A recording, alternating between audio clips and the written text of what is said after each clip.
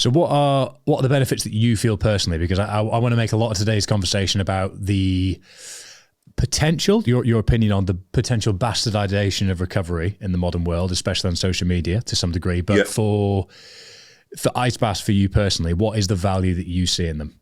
So everyone talks about the physicality of it, the benefits, but it's the mindset. Seriously, the biggest thing with me, because I used to work for British Athletics, and funny enough, you interviewed a guy called Guy Davies. So I used to treat him a long time ago.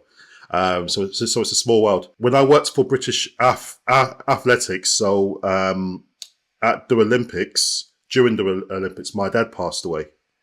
And I didn't really grieve really well. So I was looking after all my family members with the loss of my dad.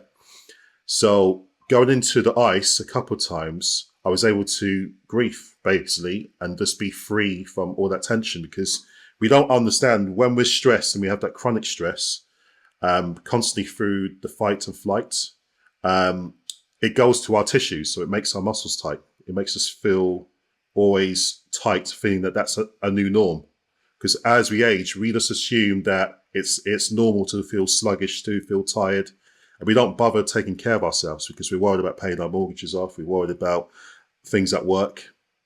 So the main benefit was me to just focus on me for the once and just surrender to the ice and just be head on with what I'm dealing with. So I've come to that terms now about my dad passing away. So I'm at peace. Of course, I still think about it, but I've gone through that process of grieving effectively. And I assume along the way, you've made that a habit that then has other downstream effects that go beyond just processing the grief of your dad. I assume there's now just it's a day-to-day calibration point for you, I guess. Yeah, and you've used the word calibration very well, because I used to be calibrated by others, but I calibrate myself through doing ice and other rituals during the day. I'm into vision boards, so I always put all my dreams, even if people think that it's hard to achieve.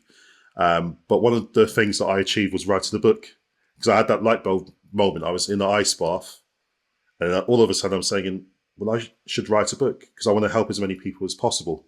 Then you start to think of other stuff, that I want to work with a movie star, or I want to work with some Premiership players. So you put that in your mindset and it happens.